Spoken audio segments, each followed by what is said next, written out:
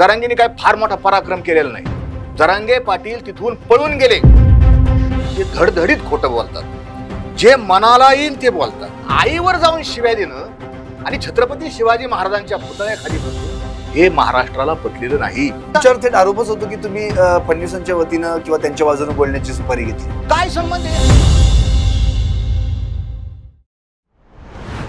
नमस्कार, मी संदीप चव्हाण आणि आपण पाहत आहे टॉप न्यूज मराठी। महायुती की महाविकास आघाडी, अखेर जनतेनं निकाल लावला आणि महायुतीच्या पदरात भरभरून मतांचं दान दिलं। इतकं की महाविकास आघाडीला आपल्याला एवढी कमी मतं कशी पडली याचं उत्तर पुढची 5 वर्ष शोधावी लागणार आहेत। आता ही लाट महायुतीच्या बाजूने होती की महाविकास आघाडीच्या विरोधात, याचं विश्लेषण देखील पुढील 5 वर्षात होत राहीलच। पण मूळ मुद्दा हा होता की या इलेक्शनच्या पूर्वी जे एक इलेक्शन झालं ते म्हणजे लोकसभेचं, आणि त्या इलेक्शनच्या वेळी महाराष्ट्रात कुठंतरी जातीय तेढ निर्माण करणारी आणि जातींमध्ये कलह निर्माण करणारी खरी म्हणजे भूमिका त्या ठिकाणी विशेषतः सेट करण्यात आली। पण या महाराष्ट्राच्या विधानसभा निवडणुकीत मात्र ती सगळी बीज उखडून काढण्यात आली आणि सर्वांनी एकोप्यानं एकाच युतीला म्हणजेच महायुतीतल्या घटक पक्षांना भरभरून मतदान केलं। त्यामुळे आता मूळ मुद्दा हाच राहतो की महाराष्ट्र आजही एकसंध आहे, सगळ्या जातींना मिळून एकत्रित राहण्याची त्याची भूमिका, परंपरा ही कितीतरी वर्षांपासून चालत आलेली आहे आणि ती या निवडणुकीत अधोरेखित झाली, अबाधित राहिली। पण आता इथे काहीतरी वेगवेगळे मुद्दे, मग मराठे, ओबीसी, दलित हे असे काही वेगवेगळे घटक आणि त्या घटकांना आपली भूमिका सांगणं आणि याला पाडा, याला उभं करा, याला निवडून द्या, अशामुळे कुठे ना कुठेतरी एक जातीय संघर्ष महाराष्ट्रात निर्माण होतोय की काय असा प्रश्न निर्माण झाला होता। पण त्याचं उत्तर देखील जनतेने दिलं। अर्थात आता प्रश्न हाच आहे की खरंच जर मराठा समाजानं महायुतीला मतदान केलंय का, मराठा समाजाचे उमेदवार आमदार बनलेत का, याचं विश्लेषण तर होईलच। पण त्याबरोबरच जे मनोज जरांगे पाटलांनी आंदोलनाच्या भूमिकेतून आमचेच उमेदवार आम्ही निवडून आणू, बाकी सगळ्यांना पाडू असं म्हटलेलं आणि नंतर मात्र थेट माघार घेऊन निवडून आल्यानंतर आमच्यामुळेच ते निवडून आले असं म्हणणं, याच्यातला अर्थ काय आहे, तो बिटवीन द लाईन्स काय, हा शोधण्याचा प्रयत्न आज आपण करणार आहोत। आणि अर्थातच आज आपल्या सोबत आहेत वारकरी संप्रदायाचे कीर्तनकार, अर्थातच अजय महाराज बारसकर, अर्थात त्यांचा मराठा आरक्षणाचा अभ्यास देखील आहे। बारसकर महाराज, आपलं या टॉप न्यूज मराठीमध्ये हार्दिक स्वागत। नमस्कार। प्रस्तावना करणं अत्यंत गरजेचं होतं आणि की नेमका विषय काय आहे, कारण की आता तसं पाहिलं तर पाणी स्वच्छ झालेलं आणि तळात दिसतंय नेमकं आपलं नाणं कुठं पडलंय, बरोबर। त्यामुळे ते लोकांपर्यंत पोहोचवणं गरजेचं होतं। पहिलाच मुद्दा हा उपस्थित झाला जेव्हा महायुतीला भरभरून दान मिळालं, 230 एवढे त्यांचे आमदार निवडून आले। नंतर जरांगेंनी कॉन्फरन्स घेतली आणि म्हटले की 204 आमदार हे मराठा आमदार निवडून आलेले आहेत। अर्थात मग नंतर सगळीकडे त्याचं विश्लेषण करण्यात आलं, आकडेवारी शोधण्यात आली। पण आता आकडेवारी जी माझ्या हातात आहे, अखिल भारतीय मराठा महासंघाने जी जाहीर केलेली आहे, त्यामध्ये 112 मराठा उमेदवार निवडून आलेले आहेत। बरोबर। हा, आता एससी आणि एसटी म्हणजे अनुसूचित जाती आणि जमाती यांच्यासाठी जे राखीव होत्या त्या म्हणजे 54 आणि 112 166 झाल्या, म्हणजे उरले 122। ते 122 हे इतर आहेत। आता त्या 112 मध्ये जर बायफर्केशन केलं आपण, तर त्यामध्ये 230 पैकी 94 उमेदवार हे महायुतीचे निवडून आलेले आहेत, 2 अपक्ष उमेदवार निवडून आलेले ते मराठा आहेत आणि 16 जे आहेत ते महाविकास आघाडीचे आहेत। याचाच अर्थ प्रत्येक पक्षातल्या प्रत्येक मराठा उमेदवाराला प्रत्येकानंच मतदान केलेलं आहे, त्यामुळे तिथं कुठल्या वेगळ्या जातीचा विषय राहिलेलाच नाहीये। बिलकुल। मग हे 204 हा आकडा जरांगेंनी आणला कुठे? तुम्ही जरांगेंचं म्हणजे तुमच्या माध्यमातून सगळ्या महाराष्ट्राला आणि मराठा समाजाला माझं हे सांगणं आहे की जरांगेंचे जे जे काही स्टेटमेंट आहेत त्याला कुठलाच आधार नाही, बेसलेस, कुठलंही ऑथेंटिकेट माहित नाही। कोणीतरी किती आले रे निवडून, आणि त्यांनी कोणीतरी तिकडल्या माणसाने 204 आले असं तुम्ही ती पत्रकार परिषद पहा, कोण तुम्हाला माहिती देतं, कोण आहे? इतक्या उंचीचा स्वतःला ते नेते समजतात। तर मग आपण जे काही भाष्य करणार आहोत, आपण जे काही बोलणार आहोत, त्याला आधार पाहिजे ना, कुठलाही आधार नाही। कोणीतरी म्हटलं 204 आणि मग हे म्हणले 204, असंच अगदी या प्रकारानं ते धडधडीत खोटं बोलतात. जे मनाला येईल ते बोलतात. आपल्या बोलण्यामध्ये एक कायदेशीर सत्यता हवी, एक नैतिकता हवी, भाषेचा निर्मळपणा हवा. की आमच्या ज्ञानोबारायांनी वारकरी संप्रदायात असं सांगितलं की साच आणि मवाळ बोलावं कसं, मितुले आणि रसाळ, शब्द जैसे कल्लोळ अमृताचे. बाळासाहेब भारदेंनी विधानसभेमध्ये हे वाक्य म्हटलं क्या होतं बात आहे, क्या बात आणि आहे. उल्हासदादा पवारांनी इथल्याच मुलाखतीत त्यांचं हे वाक्य ऐकवलं होतं की असं आपलं विधानसभेतलं वर्तन आणि भाषण असलं पाहिजे. पण आज ते कुठेही दिसत नाही. दिसत नाही. आणि मला सगळ्यात वाईट या गोष्टीचं वाटतं की महाराष्ट्रामध्ये जो मीडिया आहे, बाळशास्त्री जांभेकरांची परंपरा आहे आणि तिथपासून तर अगदी अनेकांची नावं घेऊ शकतो, अगदी आपल्यापर्यंत अनेक जण पत्रकारिता करतात. त्याच्यामध्ये मी असं समजतो की माझी सकारात्मक दृष्टी अशी की सगळे चांगले आहेत, काही कमी जास्तपणा असू शकेल. तर ही जी पत्रकारांनी परंपरा जपलेली ही भाषेच्या निर्मळपणाची, तुम्ही आत्ता सांगितलं की पाणी नितळ झालेलं आहे, स्वच्छ झालेलं आहे.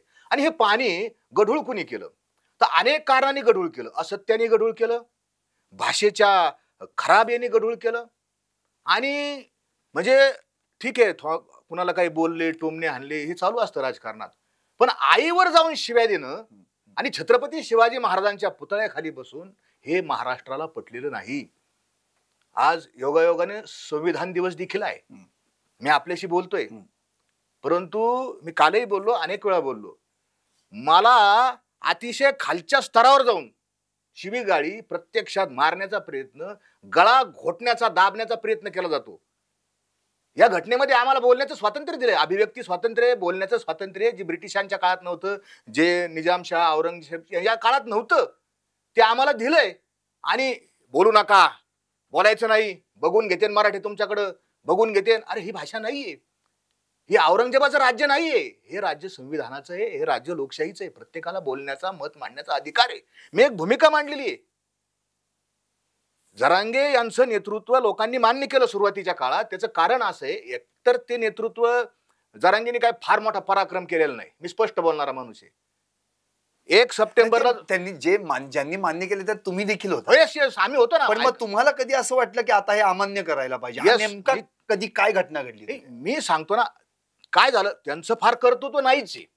1 सप्टेंबर 2023 जो लाठीचार्ज केला पोलिसांनी, त्याच्यामध्ये 2 घटक येतं. पोलिसांचं म्हणणं आहे दगडफेक झाली आणि आंदोलकांचं म्हणणं आहे की पोलिसांनी होऊन लाठीचार्ज केला. तो काय आहे, तो या साईटीचा चौकशीचा भाग आहे, त्याच्यावर बोलणार आहे मी. परंतु लाठीचार्ज झाल्यानंतर जी सहानुभूती निर्माण झाली, वास्तविक पाहता काठ्या लाठ्या अंतरवाली गावातल्या आमच्या मायमाऊलींनी खाल्ल्या. जरांगे पाटील तिथून पळून गेले, कोणाच्या वावरात गेले, कोणाच्या घरात गेले, त्यांना कुणी आणून बसवलं याची सगळी माहिती आहे. आणि ती पोलिसांकडे द्यायला तयार आहोत, मी अनेक वेळा बोललेलो आहे. आणि मग ज्या वेळेस ते तिथं येऊन बसली जरांगे पाटील, आणि त्यानंतर मीडिया सगळा गोळा झाला. पण ऐका ना, मला ऐका. पळून तिथं उपोषणला बसले होते, एकतर ते बरेच दिवस उपोषण चालू होतं, पळून कसं काय? अनेक लोकांचे अंतरावरीची लाठीचार्ज झाला. लाठीचार्ज झाल्यानंतर सगळेच पळाले ना. उठता पण येत नव्हती, इतकी वाईट परिस्थिती होती ना. 2 दिवस झाले, 29 तारखेला उपोषणाला बसली होती, 17 दिवस उपोषणाला बसली होती. तुम्ही पाहिलं असन जरांगे पाटलांच्या अंगात हत्तीचं बळ आलं. 17 चला चाललो सागर बांगल्यावर, सोडा आम्हाला. 50 लोक त्यांना धरीत होते. 17 दिवस उपोषण धरलेला माणूस 3ऱ्या दिवशी त्यांच्या नाकातून रक्त आलतं. असे जरांगे पाटला 17 लोक आवरत नव्हते. त्या दिवशी तर ज्या दिवशी लाठीचार्ज झाला त्या दिवशी 2रा-3रा दिवस होता. आणि ते जरांगे पाटील, मनोज जरांगे, आणि त्यानंतर जो मीडिया तिथं गेला.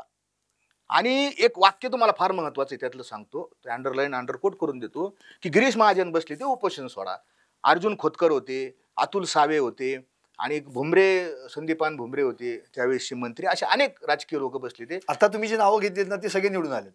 सगळे निवडून आले. ही सगळी लोक त्यांना म्हणत होती, मनोज दादा तुम्ही उपोषण माग घ्या. आणि त्यात गिरीश महाजन आणि अर्जुन खोतकर असं म्हटले की दादा आपण पलीकडच्या बंद खोलीत जाऊ आणि तिथं आपण चर्चा करू. लोक समोर बसले होते अंतरवालीचे. मनोज जरांगे पाटलांचं एक वाक्य फार महत्वाचं आहे. ते काय म्हटले, मी बंद खोलीत चर्चा करीत नसतो, मी बैठकच उघड्यावर घेतो, काय होईल ते मीडिया समोर होईल.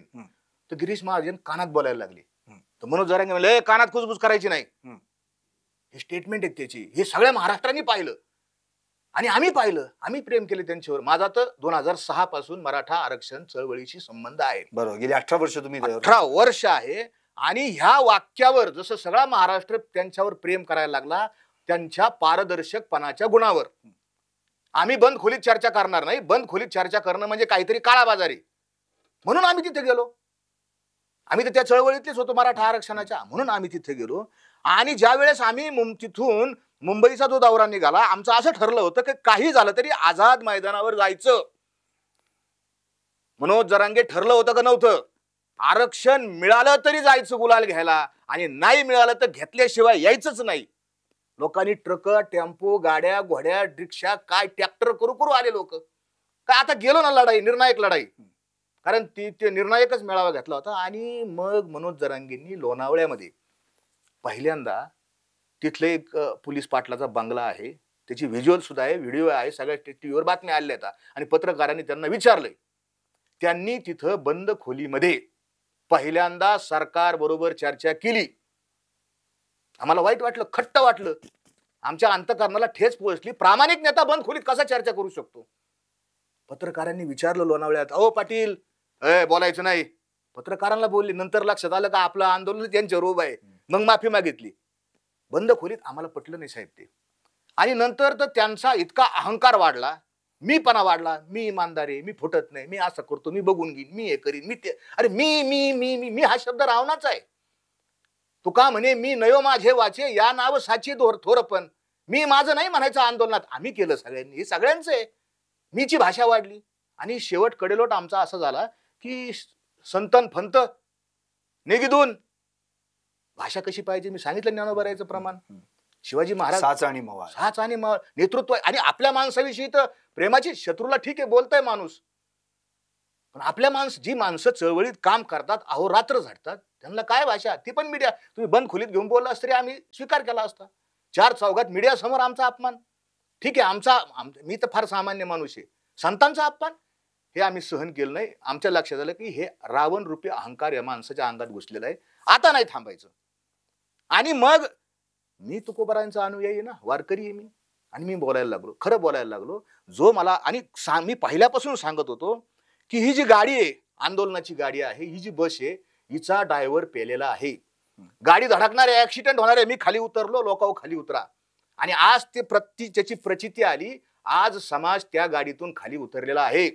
तुम्ही जेव्हापासून मनोज जरांगेंवर टीका करायला सुरुवात केली, ऐन पीक आवर मध्ये जेव्हा आंदोलन सुरू होती, तेव्हा तुमच्यावर प्रचंड मोठ्या प्रमाणात टीका झाली, हल्ले देखील झाले, मारहाण करण्याचा प्रयत्न झाला. पण आज जेव्हा तुमच्या मुलाखती लोक बघतायत, तेव्हा लोकांचं परिवर्तन झालेलं दिसतं. कारण की आता सगळ्या कमेंट्स आहेत, त्यात महाराज एक नंबर बोलतायत, खरं बोलतायत, सत्य बोलतायत, अशा कमेंट्स यायला लागल्या. याचा अर्थ हे सगळं जे काही परिवर्तन झालेलं आहे, याच्या मागचं नेमकं कारण काय आहे? म्हणजे सत्य कळायला माणसांपर्यंत पोहोचायला उशीर लागतो, त्याचंच हे उत्तर आहे का? कसं असतं, सत्य कळण्यासाठी दोन गोष्टी असतात. भावनिक याच्यामध्ये माणूस जर गेला एखाद्या वैशिष्ट वातावरणामध्ये, तर त्या माणसाला लवकर खरं खोटं कळत नाही. खरं खोटं कळण्यासाठी लॉजिक लागतं. आणि भावनांक जर जास्त झाला, आयक्यू ज्याला म्हणतात, इमोशन्स क्वेश्चन, तो जर वाढला तर लवकर माणूस निर्णय घेत नाही, ते खरं खोटं पाहत नाही. तर त्यावेळेस खूप आमची मराठा माणसं भोळे आहेत. आयक्यू हवा, इक्यू नको, बॅलन्स पाहिजे.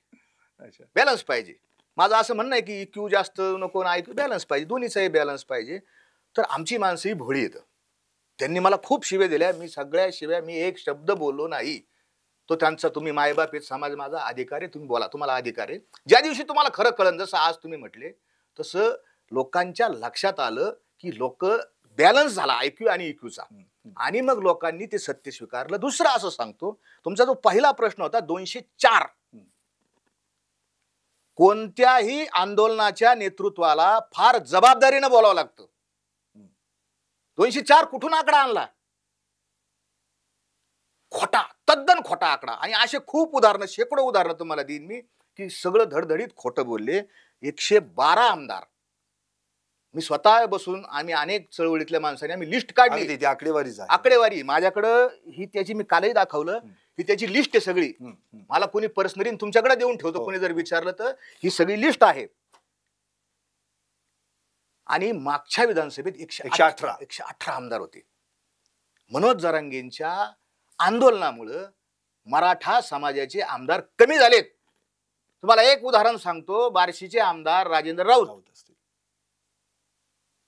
ह्या राजेंद्र राऊताच्या पाया पडलेत मनोज जरांगे की माझी यासाठी चौकशी माग घ्या, बंद खोलीत जाऊ द्या, काय झालं असेल ते, तुम्ही फडणवीस साहेबाला सांगा. पण त्यांचा तर पराभव झाला दिलीप सोपल यांनी. मग मी ते सांगतो ना. मग मनोज जरांगे असं म्हणले तुमच्यापेक्षा दिलीप सोपल बारा. हा काय अधिकारी यांना म्हणायचा? मग राजेंद्र राऊत म्हणले तुम्ही मराठ्याचे आमदार निवडून आणायला आंदोलन करता का पाडायला करताय? नाही मग पाडापाडीची भाषा, खोटा उपटायची भाषा. अहो सामाजिक तुम्ही एका समाजाच्या व्यासपीठावर बसलेले आहात. सगळ्यांना आपलं सारखं कुणी दुखावलं आणि मराठा समाज हा मोठ्या भावाची भूमिका असलेला समाज आहे. फार जबाबदारीने बोलावं लागतं. तुमचं वाक्य हे बहुतांश समाजाचं धरलं जातं असं इतर समाजाला वाटतं, ओबीसी समाजाला. आणि म्हणून हे जे आहेत मनोज जरांगे यांचं सगळं असत्यावर खोटेपणावर आधारलं असल्यामुळं त्याचा बुरखा फाटला आणि मराठा समाजानं एक महाराष्ट्रात एक वेगळी अशी आत अंडरकरंट किंवा त्याला सुप्त लाट म्हणता येईल अशी काही गोष्ट. मला त्याच्यातलं विश्लेषण जास्त नाही. अनेक जण अनेक कारणं सांगतात, मी त्याच्यात जायचं नाही. परंतु लोकांना हे पटलं नाही. ज्या फडणवीसांना त्यांनी शिव्या दिल्या, आईवरून शिव्या दिल्या, काही कारण नाही कोणाच्या आईवर जायचं. माझ्याही आईवर हात उचलला, काय मला गोळ्या घाला ना. मनोज जरांगे तुम्हाला जर माझा राग आहे, तुमच्या समर्थकांना माझा राग आहे, तर तुम्ही बंदूक घेऊन या आणि मला गोळ्या घाला. फक्त माझी एक विनंती आहे की माझ्या 4 प्रश्नाचं उत्तर द्या ना. तुम्ही जी मागणी करता मराठा समाजाला ओबीसीच्या आतूनच आरक्षण पाहिजे, ही कायदेशीर तथ्यावर आहे का? 5 जजेसचे सुप्रीम कोर्टाच्या बेंचने मराठा कुणबी एक नाहीत हे नाकारले. आणि मग तुम्ही म्हणता आम्हाला तेच पाहिजे. सुप्रीम कोर्ट ज्याला नकार देईन कसं राज्य सरकार देऊ शकतं? याला तुम्ही 4 वकील घेऊन या मोठमोठे. म्हणजे मराठा आरक्षणाची खरी लढाई आता सरकार विरुद्ध नाही तर ती सुप्रीम कोर्टात करा. येस, ती सुप्रीम कोर्टात ती लढाई. समजा तुम्हाला असं गृहीत धरा हे सरकारने तुम्हाला एक GR काढून दिला, मराठा कुणबी एक आहे. मराठा समाजाचे तुमच्यामुळे अनेक शत्रू तयार झालेत.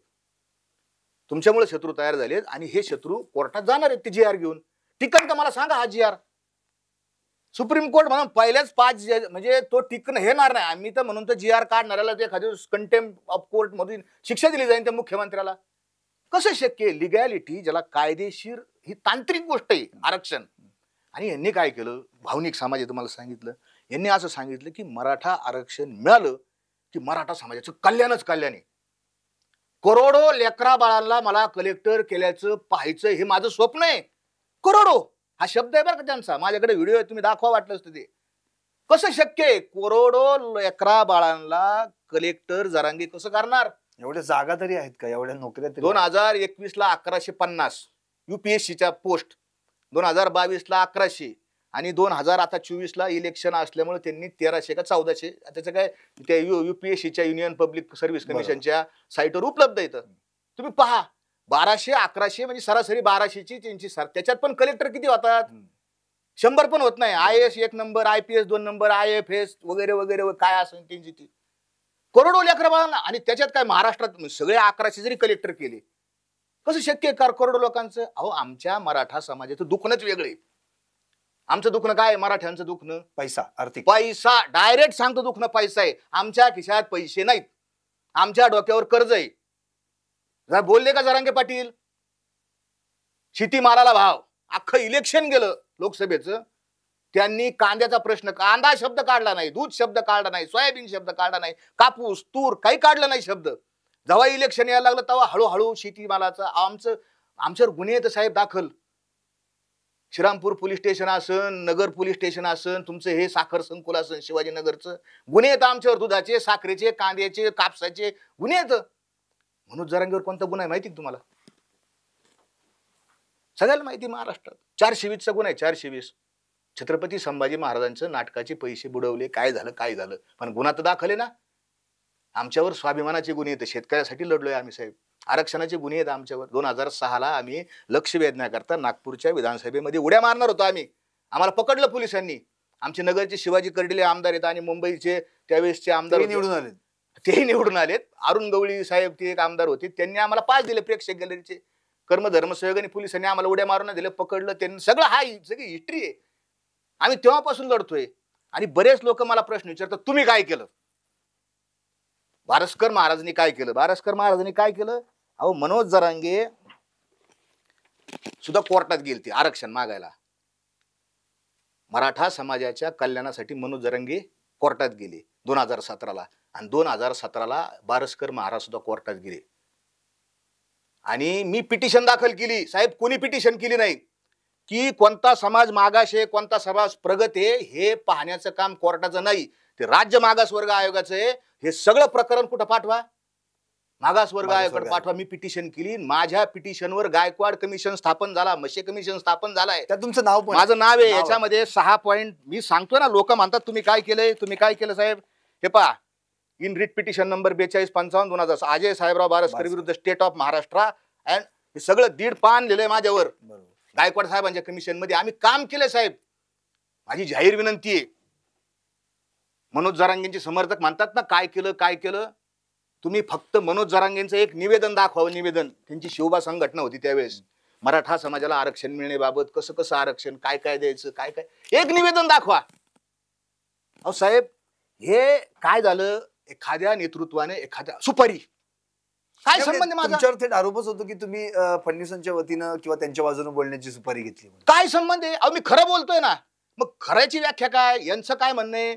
खऱ्याची व्याख्या काय? आता जे पुरोगामी चळवळीतलं आहे, पुरोगामित्वाची व्याख्या काय आहे? खरं बोलणं म्हणजे पुरोगामी. यांचं तसं नाही. बारामतीचे साहेब सांगते ते बोलणं म्हणजे पुरोगामी, तसं नाहीये. पुरोगामी म्हणजे काय? जे खऱ्याला खरंच म्हणणं.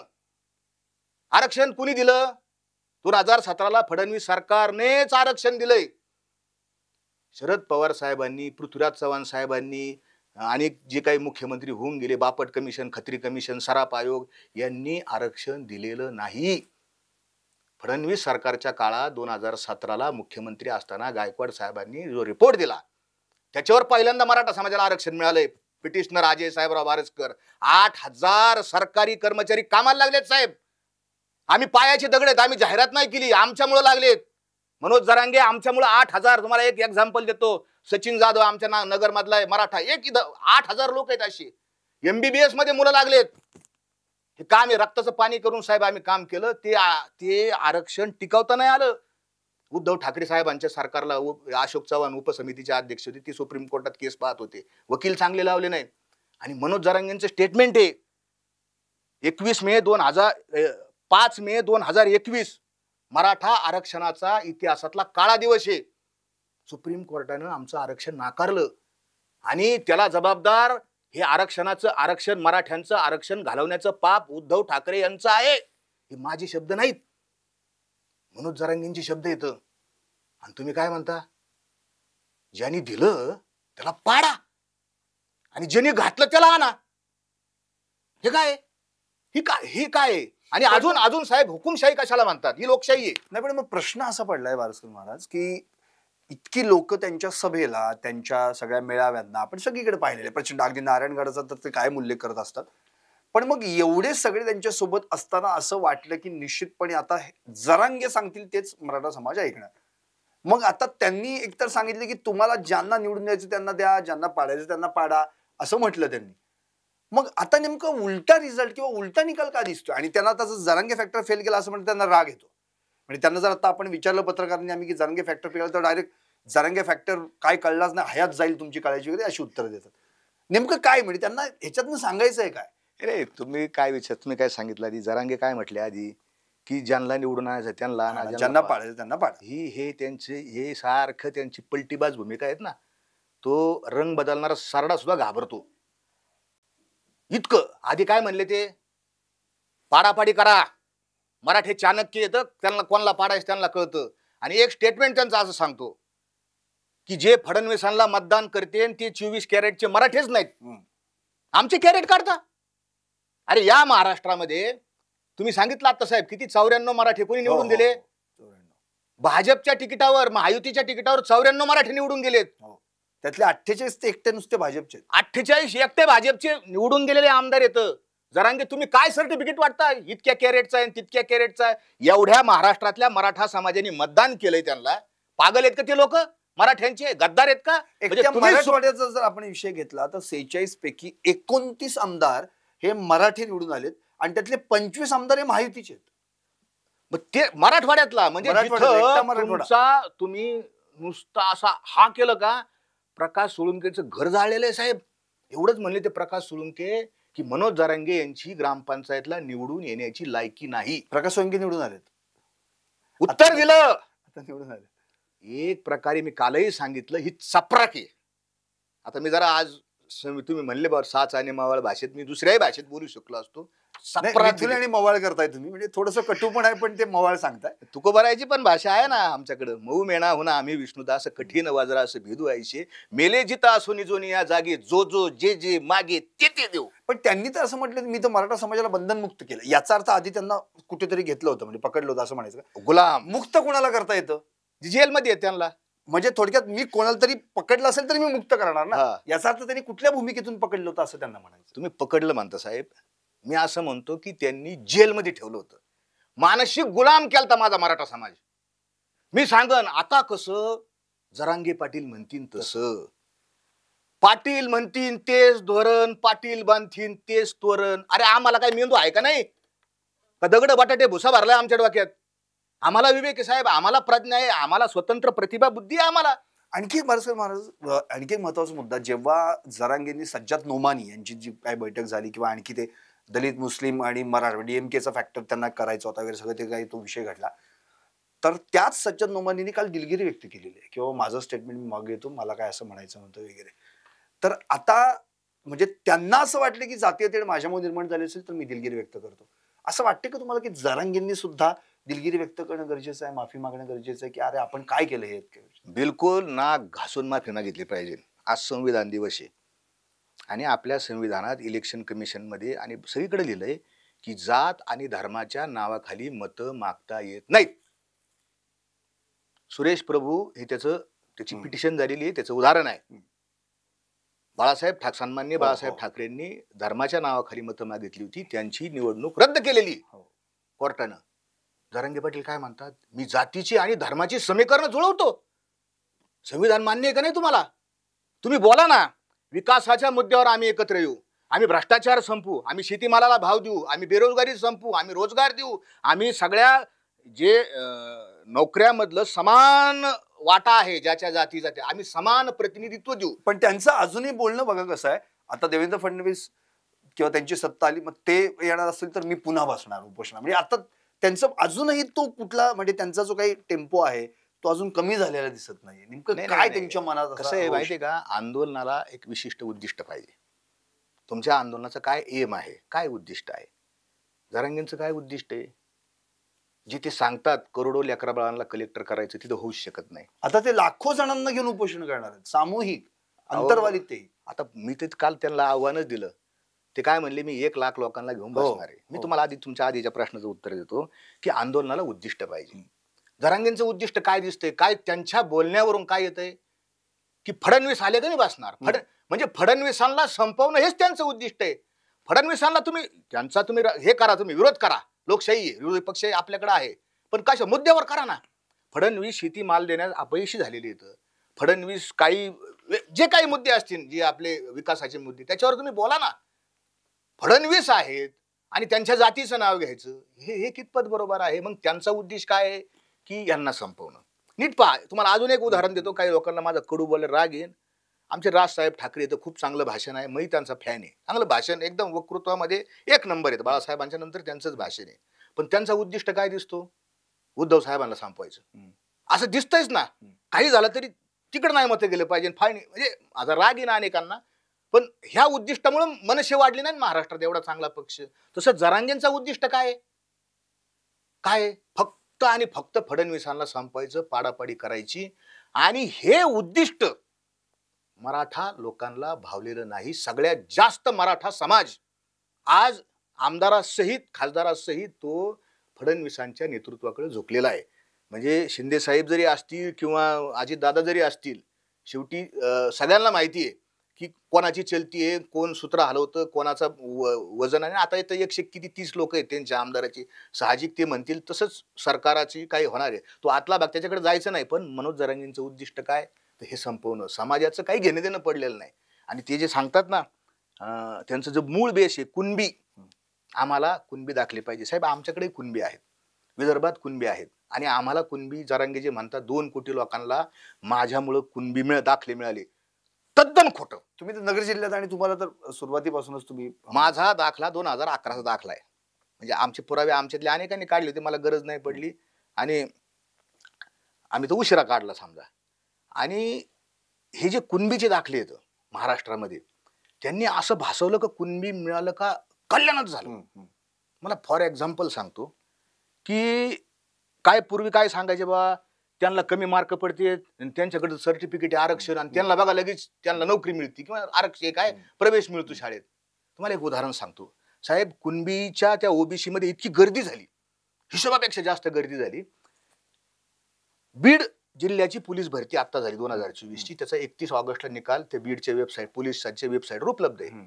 त्याच्यामध्ये ती ओपन येते. त्याच्यामध्ये विश्वनाथ गणेश पाटील नावाचा एक मुलगा आहे, त्याला 134 मार्क पडले. त्यानं कुणबीचं सर्टिफिकेट काढलं. जरांगे पाटलांच्या आंदोलनानंतर कुणबीचं सर्टिफिकेट काढलं, ओबीसीतून फॉर्म भरला आणि 134 मार्क त्याला पडले. ओबीसीची कट ऑफ लिस्ट ही 135 ला लागली. 135 आणि त्याच्या पुढे ज्यांना मार्क पडले त्यांना ओबीसीतून ते पोलीस झाले. ओके, त्याच लिस्टमध्ये ईडब्ल्यूएस सुद्धा आरक्षण आहे.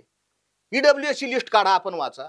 त्याच्यामध्ये मी कोणत्या जाती आणि धर्माच्या विरोधात बोलत नाही, मला फक्त उदाहरण आपल्याला सांगायचंय. नजीम अब्दुल मिया शेख ह्या मुलाला, ह्या तरुणाला 120 मार्क पडले आणि साहेब तो ईडब्ल्यूएस मधून भरती झालाय. 120 मार्क पडणारा नजीम आज पोलीस आहे आणि 134 मार्क मिळवणारा विश्वनाथ पाटील कुणबीचं सर्टिफिकेट असलेला आज घरी बसलाय. हे वास्तव आहे, हे सत्य. काय फायदा झाला? मला कित्येकांचे फोन आले, महाराज आम्ही कुणबीचा दाखला काढला आणि आमचं मेरिट लय हाय लागलं. कारण काय झालं साहेब, ओबीसीच्या गाडीत प्रचंड गर्दी झाली. 320 25 काय 500 350 जाती झाल्या, त्याच्यात कॉम्पिटिशन वाढणार ना. आणि ईडब्ल्यूएस ची बस मोकळी निघून गेली. ब्राह्मण समाज पोलीस भरतीला येत नाही, ग्राउंड फिवून ते भानगडीत पडत. जे आहे ते वास्तव आहे. ते त्या मुलांना नोकऱ्या लागल्या, त्यांच्याबद्दल माझ्या मनात काही दुजा भाव नाही. पण 120 मार्कावाला ईडब्ल्यूएस मधून जातो आणि 134 मार्क पडवणारा आमचा कुणबीवाला पाटील हा घरी बसतो. हे कुणबीचं अपयश आहे, मी जबाबदारीने सांगतो. आणि याच्यावर माझी विनंती आहे, ह्या मारायच्या हाणायच्या गळा दाबायच्या ह्या धमक्या देऊ नका. समोर बसा, चुकत असलं तर मला सांगा, मी मागे घेतो. मी काय असं माझंच खरं मानणारा नाही. माझंच खरं ही भूमिका चुकीची आहे, खरं ते माझं असं म्हणायला पाहिजे. तुम्ही जर सांगितलं ना साहेब असं करा तसं करा, तर मी माघारी यायला तयार आहे. आणि राहिला प्रश्न आमच्या मुलांना ज्या फीज येतात, मला फोन येतात, महाराज कुणबीमुळे आमची फी माफ होती. अहो, आपण सरकारकडे मनोज जरांगेंनी जर शब्द टाकला असता महायुतीकडं, ठीक आहे आम्ही सांगतो तुम्ही काय करा, फक्त सगळ्या पोरांच्या सगळ्या फी माफ करा. जसं मुलींचं माफ केलं आता तसं मुलांचं माफ करा. कोणाचं सरकार येऊ द्या, आम्ही तुम्हाला पाठिंबा देतो. जे दिन महाविकास आघाडीकडून शब्द घ्यायचा, महायुतीकडून शब्द घ्यायचा, नुसतं मराठीच नाही, महाराष्ट्रातल्या सरसगट लेकरा बाळांना फी माफ करा आणि सगळ्या कोर्सेसला करा. सगळ्याचं कल्याण झालं असतं. अहो, देवाऱ्यात फोटो ठेवले असते मनोज जरांगेचे, लोकांनी नाही म्हणले साहेब. ते म्हणले यांना पाडा आणि यांना आणा. तो मध्ये जे बारसं महाराज त्यांनी जेव्हा इलेक्शन लढवण्याचा निर्णय घेतला, अगदी 94 जागा आणि या सगळ्या गोष्टींचा विषय झाला. नंतर ते अगदी 10-12 जागांवर आले. नंतर तर एकदमच त्यांनी सांगितलं की नाही तुम्ही सगळ्यांनी अर्ज भरा, नंतर मी सांगतो त्यावेळी माघारी घ्या. या सगळ्या गोंधळामध्ये शेवटी तर त्यांनी निवडणूकच लढवली नाही.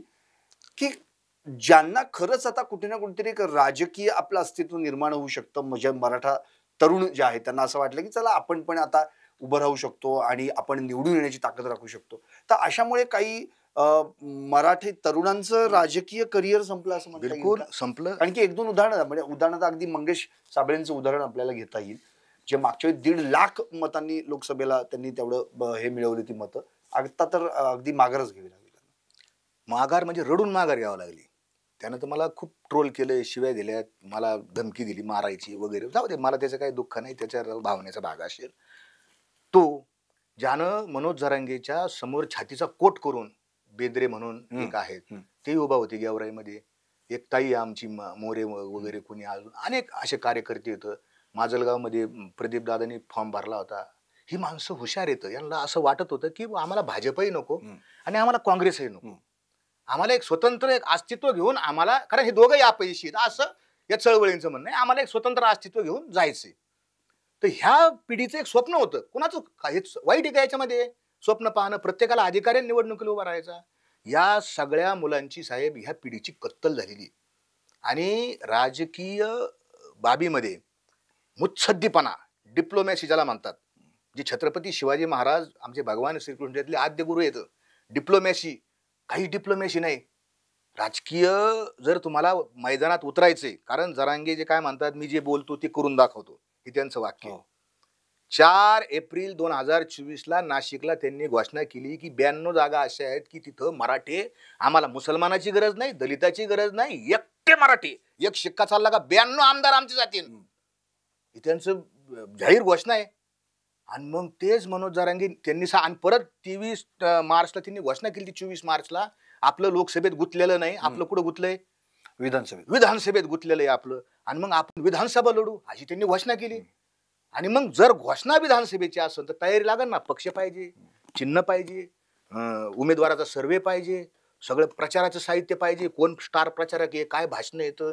असं नाही साहेब, मी एखाद्या दगडाला शेंदूर लावला आणि तो दगड लगेच विधानसभेत. लोक पागल राहिलेले नाहीत आता, लोकांना कळतं. तुम्ही ते गेला दिवस, ते काँग्रेसचा काळ होता, स्वातंत्र्य नंतरचा उत्तर काळ होता, ते 10-20 वर्षाचं होऊन गेलं. ते कुणी आमदार झाले, चांगलेच लोक झाले, मला काय कोणाला नावं नाही ठेवायचे, पण आता तो काळ नाही ना. दगडाला शेंदूर लावला तो, आणि हे हळूहळू त्यांच्या लक्षात आलं, लक्षात आणून दिलं गेलं. आणि मनोज जरांगेंना माझा असं स्पष्ट आरोप आहे की मनोज जरांगेंना काही लोक म्हणजे हे करतात, कळसूत्री भावल्यासारखं हे नाचवतात. लाडवायचे नाही, लाडवायचे ग बसा, माग काढा, हे करा ते करा. जसं त्यांना मेसेज येतो तसं ते करतात, उपोषणाला बसतात, फॉर्म भरायला सांगतात, माग घ्यायला सांगतात. त्याच्यामुळं मराठा समाजाचं एकूण प्रचंड नुकसान झालं, आर्थिक झालं, मानसिक सुद्धा नुकसान झालं, मनोबल खचलंय साहेब. लोक म्हणत होते आता कोणावर विश्वास ठेवावा, याच्यावर विश्वास ठेवला, हातात काय, काहीच नाही पडलं आमच्या हातात. हे काय 1.5-2 लाख रुपये, ते 1,68,000 काही 70 त्या मराठवाड्यातल्या लोकांना वाटतं बा आम्हाला कुणबीचे सर्टिफिकेट मिळाले. पण कुणबी कशासाठी काढतात माहिती का? उद्देश काय आहे? सरपंच पदाची निवडणूक ओबीसीतून लढवता येते, जिल्हा परिषद, नगरसेवक, पंचायत समिती, ह्या ज्या स्थानिक स्वराज्य संस्थाच्या ज्या निवडणुकी आहेत, त्या निवडणुकीला एक तिथून बॅकडोर एंट्री करता येते. म्हणजे हे फॅक्ट आहे साहेब. मी तुम्हाला सांगितलं विश्वनाथ पाटीलचं उद्देश, मी आजही सांगतो मराठा समाजाच्या तरुणांना की मनोज जरांगे यांची लढाई ही तुमच्या आमच्या लेकरा बाळांना कलेक्टर करण्यासाठी नसून, त्यांचे जे सोबतचे जे सहकारी येतं त्यांना सरपंच, नगरसेवक, जिल्हा परिषद सदस्य करण्याकरताच कुणबीचे दाखले पाहिजे होते साहेब. नसता जर दाखले तुम्हाला जर कल्याणच करायचं होतं तर सरकारच्या दारात जाऊन सांगितलं असतं या सगळ्या मराठ्यांना किंवा सगळ्याच लोक पोरांना शिक्षण पैसे माफ करा, आर्थिक असं करता आलं असतं, पण त्यांनी ते केलेलं नाही. हे त्यांचं अपयश आहे आणि म्हणूनच लोकांनी त्यांना नाकारलंय. मग याच्या आतापर्यंत जसा प्रतिसाद मिळाला म्हणजे इलेक्शनच्या आधी, तसा आता यापुढे देखील त्यांच्या या लढ्याला प्रतिसाद मिळेल असं तुम्हाला वाटतं? आता मला तर इतकी खात्री होती की ते उमेदवार उभाच करणार नाही, मला खूप खात्री आहे. कारण त्या माणसाचं सगळं मी काय करू शकतो, त्याच्या कॅपेबिलिटी तुम्ही त्याच्या आधीच म्हणाला होता, आधीच म्हणा, मी सांगत होतो मी लोकांशी, अरे हा मग त्यांनी सांगितलं 14, 15, 20, 25 मतदारसंघ जाहीर, मी काही जाहीर करून दे, हा माणूस रात्रीतून पलटी मारणार. आणि ते घडलं. आता तुमचा जो प्रश्न आहे की येणाऱ्या काळामध्ये आंदोलनाची काय दिशा राहील, तर माझी अजूनही विनंती त्यांना अशी कोपरापासून हात जोडून सांगतो की इतका समाज खड्ड्यात गेलाय, आता काय झारू नका. उपोषणाने प्रश्न सुटणार आहे का? त्यांची जी मागणी आहे ना साहेब, त्यांची जी मागणी आहे, अजून एक दुसरी मागणी सांगतो, त्यांची जी मागणी आहे हे हैदराबाद गॅजेट आहे. हे हैदराबाद गॅजेट लागू करा. कसं लागू करायचं? लागू करा म्हणजे काय करा साहेब, हे तुमच्याकडे देतोय गॅजेट, त्यांना द्या तुम्ही. लागू करायचं म्हणजे काय करायचं? एक जी आर काढा, तुम्ही लिहून द्या ना, हैदराबाद गॅजेट लागू करा. अहो ह्या गॅजेट मध्येच लिहिलंय, पान नंबर 264 वर लिहिलेलं आहे साहेब. इथं हे पहा, मराठा कास्ट स्वतंत्र आहे. हे पान नंबर हे दुसऱ्या सगळ्या लोकांनी काढून पहा, मराठा कास्ट आहे, इथं स्वतंत्र कुणबी कास्ट आहे. म्हणजे मराठा आणि कुणबी वेगळे येते इथं, याच्यात गॅजेट मध्ये लिहिलंय. आणि काय त्याचं काय लक्षण आहे, त्याचे आडनावं लिहिले, आडनावं सारखे येतं मराठा आणि कुणबीचे, चाली रीती सगळ्या सारख्या येतात, पण त्याच्यामध्ये फरक आहे. हे जे शुद्ध मराठा आहेत, क्षत्रिय मराठा जे म्हणतात ना, आम्ही क्षत्रिय मराठा आहे, क्षत्रिय मराठा साहेब आरक्षणात बसतच नाही, बिलकुल बसत नाही. त्याचं कारण असं आहे की इथं लिहिलंय ते जानवं घालतात. आणि मग कसं किती येतं? आणि अजून काय त्यांचं म्हणणं आहे की 39% येतं. उदाहरणार्थ ह्या खोलीत 100 लोक येतात, हैदराबाद गॅजेट काय सांगतं, या 100 लोकांमध्ये 39 लोक कुणबी येतात. बरोबर. पण कोण कुणबी येतं आयडेंटिफाय कसे करायचे? आणि ते पण कधीच आहे, हे गॅजेटियर 1884 गॅजेटियर आहे साहेब. कसे काय आयडेंटिफाय करणार? अहो आडनावच नाही तर आमच्याला. आणि मग माझं असं म्हणणं आहे प्रश्न काय आहे? कायदेशीर प्रश्न आहे ना. हम्म. मग याच्यामध्ये काय, समजा बारसकर महाराज तुमचा विश्वास नाही, बारसकर महाराज नालायक आहे असं तुमचं म्हणणं आहे. हा, कसं का असं ना, लायक तर असतील ना मराठा समाजात, काहीतरी लोक लायक असतील ना. मग त्या लायक लोकांना, ज्या हुशार लोकांना घेऊन बसावं आणि सांगावं हे गॅजेट कसं लागू करायचं. जावं मंत्रालयात, तुम्हाला स्वागत आहे, वेलकम. जरी त्या फडणवीसांना शिव्या दिल्या असल्या तरी तो माणूस त्याचं जे मी काय त्याचा प्रचारक नाही साहेब, त्यांचं माझं आम्ही खूप आंदोलन केलेले आहेत. त्यांच्या घरासमोर मी आंदोलन केलेलं आहे मग फडणवीसांच्या, पण त्या बंगल्यावर केलेलं आहे त्यांनी. आम्ही सगळे अपंगाचं आंदोलन नेलं तर तिने आम्हाला बंगल्यात घुसलो आम्ही, तिने आम्हाला जीव खाऊ घातलं. आमचा काय राग नाही केला, काही नाही केला. आंदोलन आहे, त्याचे काही व्यक्तिगत आंदोलन आम्ही कोणाचं केलं नव्हतं. आपण त्यांच्याकडे जाऊ, नाही मला नाही तर तुम्ही जा, अजून 4 वकील न्या आणि हे कसं लागू करायचं हे पहा. मराठा कुणबीचा जे आर निघू शकत नाही, मग मराठ्यांचं कल्याण कसं करता येईल हा महत्वाचा मुद्दा आहे. नुसतंच मराठ्यांचं नाही तर मराठ्यांच्या बरोबर इतर सर्व जे काही आहेत त्या सगळ्यांचं कसं कल्याण करता येईल याच्यावर चर्चा झाली पाहिजे. उपोषण, मग मी पुन्हा येईन तर मग मी पुन्हा उपोषण करीन. आणि 7 वेळा उपोषण केलं ना साहेब, 7 वेळा. काय मिळालंय? हेच उपोषणाला बसतात, हेच दम देतात. मी आता त्यांनी आरक्षणाला शेवटची आचारसंहिता लागू करायची नाही. अरे लोक हसतेच साहेब आम्हाला. मला आणखी असा मुद्दा म्हणायचा आहे की जर जरांगेंचं आंदोलन आता अर्थातच आता ते भरकटलं, अशी आता परिस्थिती निर्माण झाली, पण मग तुम्ही जे मराठा समाजातले काही मराठा आरक्षणाचे अभ्यासक आहेत, तुम्ही सगळे एकेकाळी ज्या जरांगेंना साथ दिली होती, असे तुम्ही सगळ्यांनी एकत्र येऊन हे जरांगेंना आता का समजून सांगत नाही तुम्ही? कारण आता ती वेळ आलेली आहे की बाबा हे आता आपण आपली जी आरक्षणाची लढाई, जसं तुम्ही मगाशी म्हणालात की आता ही सुप्रीम कोर्टाशी आपल्याला तिथे जाऊन आपली दाद मागावी लागेल, असं उपोषण करून आणि आंदोलन करून मिळणार. तर तसं का नाही करत आहे, जेणेकरून ते समजू शकतील बाबा चला आपण असं करायला पाहिजे. आता याच्यातला मुद्दा असा आहे, याच्यामधला मानसशास्त्रीय मुद्दा असा आहे की समजून कोणाला सांगावं. तर ज्याची समजून घेण्याची क्षमता, पात्रता आणि इच्छा आहे त्याला समजून सांगितलं जाऊ या शकतं. 3 गोष्टींपैकी एकही गोष्ट त्यांच्याकडे नाही असं. आता तुम्ही पहा ना, समाजाने पाहावं, समजून कोणाला सांगू शकतं? इच्छा तर पाहिजे ना. मी मगाशी अभंग एक सांगितला, मेले जिता असो निजोनिया जागे, जो जो जे जे मागे ती तो जीव. निजोनिया जागे म्हणजे झोपेचं सोंग घेतलेल्या माणसाला आम्ही काय सांगू शकतो? त्यांना माहिती आहे सगळं, पण त्यांचा नाईलाज आहे. कारण त्यांचा कोणीतरी जे वर बसलेला आहे त्यांचा करता करविता धरविता. आणि साहेब दुसरा भाग आहे त्याच्यामध्ये अक्कल, म्हणजे नॉलेज. अक्कल हा शब्द जरा जरा हे होईल, पण ज्ञान म्हणू आपण, नॉलेज म्हणून हे पाहिजे ना. नॉलेज नाही साहेब. काय त्यांचं एक वाक्य, गमतीशीर वाक्य सांगतो. ते म्हणले 204 आले, ह्या 204 लोकांचं ते आम्हीच आणले म्हणले. आता यांचा काय त्यात रोलच नाही 204 मध्ये. उलट मनोज जरांगींनी ज्या राजेश भैया टोपेंना मतदान दिले ते पडलेत. आता मनोज जरांगे तर फडणवीसला मतदान देऊ शकत नाही, मग कोणाला मतदान दिलं? त्यांचं मतदान अंकुश नगरचे त्या तिथे मतदान आहे त्यांचं, त्या घनसांगवी आंबडमध्ये त्यांनी मतदान राजेश टोपेंना दिलेलं, दुसऱ्याला देऊ शकत नाही ते. आणि मग ते पडलेत ना. तुमचा काय रोल आहे? निवडून आणणाऱ्या 204 आणले 500 आणले, तुमचा काय रोल नाही. आणि काय म्हणतात माहितीये का, विनोद लोक हसतात साहेब आम्हाला. लोक काय म्हणतात, काय येड्याचा बाजार आहे तुमचा नेता, काय आणि काय. निवडून आले त्यांचं अभिनंदन, हे मान्य. पडले त्यांचे अभिनंदन. पडलेल्या माणसाचं कसं अभिनंदन करायचं? मग मनोज जरांगे माझी विनंती आहे, तुम्ही राजेश भैया टोपेंकडे जा, गुलाल घ्या, हार घ्या आणि त्यांच्या गळ्यात घाला, त्यांच्या अंगावर गुलाल टाका. राजेश भैया टोपे तुम्ही पडले, तुमचं अभिनंदन. अरे काय बावलटपणा येऊ, काही पडलेलंच अभिनंदन. अरे त्यांच्या दुःखात आम्ही सहभागी आहोत. दुःख झालं ना त्यांना. त्यांना काय आनंद झाला का पडले म्हणून? दुःख झालं, त्यांना वाईट वाटलं. बा आम्ही तुमच्या तुमची सहानुभूती, आम्ही तुमच्या सहभागी आहोत. त्यांचं अभिनंदन. हा जो सगळा मूर्खपणा आहे ना साहेब, हा समाजाच्या लक्षात आलाय. आणि म्हणून पुढची जी दिशा आहे ना, आता दिसनच त्याला, काळ हेच उत्तर आहे. जसं मागं माझ्याकडे मी बोलत होतो, लोक म्हणत होते हे सुपारीबाज आहे, यावे ट्यावे आमक आहे. आता लोक म्हणतात नाही महाराज तुमच्या तथ्य आहे, तुमच्या बोल. माझ्याकडे रेकॉर्ड आहे, वस्तुस्थिती आहे, माझ्याकडे पुरावे येतं आणि सोल्युशन सुद्धा आहे आमच्याकडं. पण ऐकून घेण्याची जर इच्छा असेल, आणि आम्ही एक कार्यकर्ते, आम्ही पायाची दगड येतं, आम्ही कीर्तनकार आहे, वारकरी येतं. आमची जोडण्याची भाषा आहे आमची साहेब, आमची तोडण्याची भाषा नाहीये. ही जीभ जी दिली ना, जीभ शस्त्र आहे, दुधारी शस्त्र आहे. हा, जिव्हाग्रे वसते लक्ष्मी, मित्र मरण सगळं जीव ह्याच्या टोकावर बसतं साहेब. फक्त पाणी पे म्हणलो होतो मी जरांगेला. काय म्हणलो होतो? इतिहासी दादा म्हणलं तुमच्या पोटात आग पडलेली दिसती, पाणी पे एक गालाच बरं. हा नाही का दोन.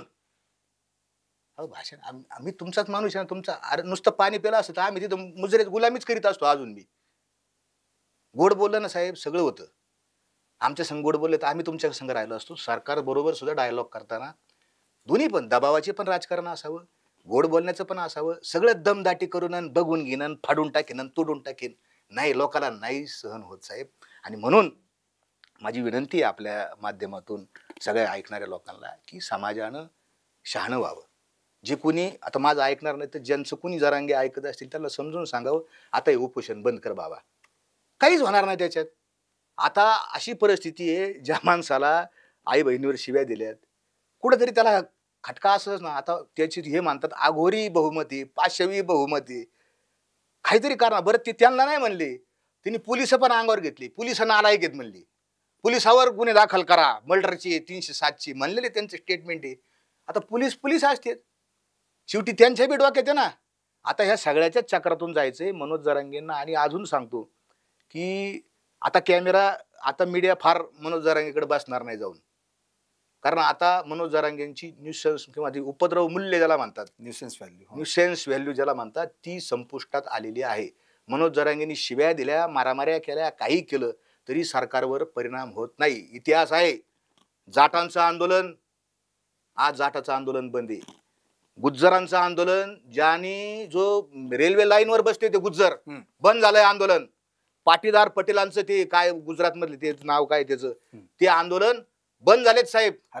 हार्दिक पटेल हे आंदोलन गेलेत. मराठ्यांच्या आंदोलनाची गत ह्या बाबांनी अशी करून ठेवली, जे की खूप काही चांगलं आपल्याला करता आलं असतं. विनंती आहे त्यांना की अजून तरी सुधारावं. नक्कीच. एकंदरीतच बारस्कर महाराजांनी आपली सगळी भूमिका अगदी त्यांच्या नेहमीच्या रोखठोक शैलीमध्ये आणि पुराव्यानिशी मांडली. खरं म्हणजे आपल्या महाराष्ट्रामध्ये ही जातीय तेढ कधीही भविष्यात निर्माण होऊ नये यासाठी सगळ्यांनी मिळून प्रयत्न केले पाहिजेत. मराठा समाज तर सगळ्यांचा मोठा भाऊ आहे आणि अर्थातच त्यामध्ये दलित, ओबीसी, मराठा हा वाद आपल्या महाराष्ट्रात कधीही होता कामा नये यासाठी सगळ्यांनी जागरूक राहिलं पाहिजे. आणि आत्ताच्या या निवडणुकीत जे मतदान झालं त्यातून हेच दिसतंय की प्रत्येक समाजाच्या घटकांनी एकोप्यानं एकसंध होऊन एकत्र येऊन मतदान केलेलं आहे. हा कोण कुठल्या समाजाचा आणि तो कोण कुठल्या जातीचा हा समाजाने विचार केला नाही तर तुम्ही आम्ही का करायचा. खरं तर आपल्याला सगळ्यांनाच माहिती आहे आणि आता स्वतः वारकरी संप्रदायातले बारस्कर महाराज येत आहेत म्हणजे त्यांच्याच भूमिकेशी सुसंगत असं एक विधान शेवटी करतो आणि मी थांबतो. खरं तर माणूस ही जात आणि माणुसकी हा धर्म आहे. ह्याच्यापेक्षा ना कुठली जात ना कुठला आणखी धर्म.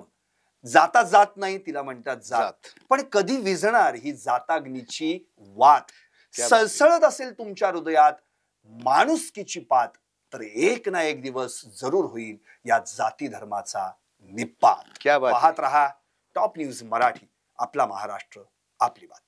टूर्स अँड ट्रॅव्हल्स विश्वातील एक विश्वसनीय नाव मँगो हॉलिडेज घेऊन आले आहेत धम्माल फॉरेन टूर्स खास तुमच्यासाठी.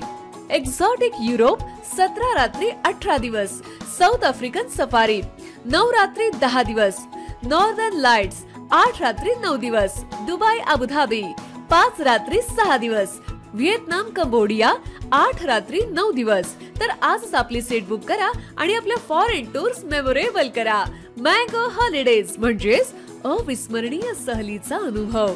मँगो हॉलिडेज, चौथा मजला, स्वोजस कॅपिटल अतिथी रेस्टॉरंटच्या वर, लॉ कॉलेज रस्ता, Pune 4.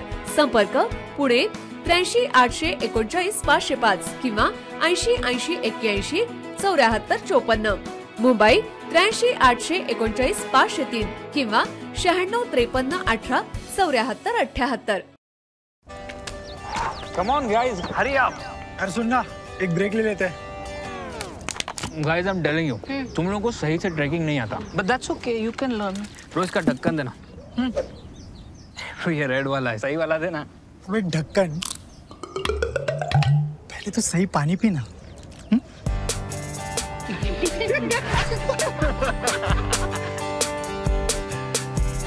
Manikchand Oxyrich, proudly Indian.